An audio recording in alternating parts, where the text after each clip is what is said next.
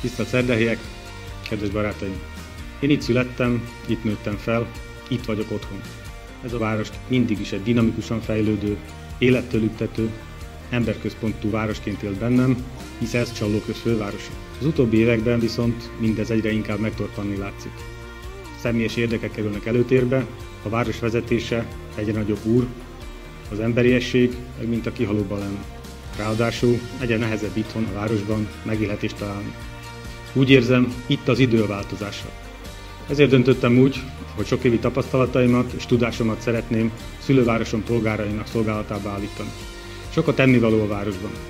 Úgy érzem, mindenek előtt a legfontosabb feladat visszaállítani a városvezetés és a polgárok közt közvetlen kapcsolatot.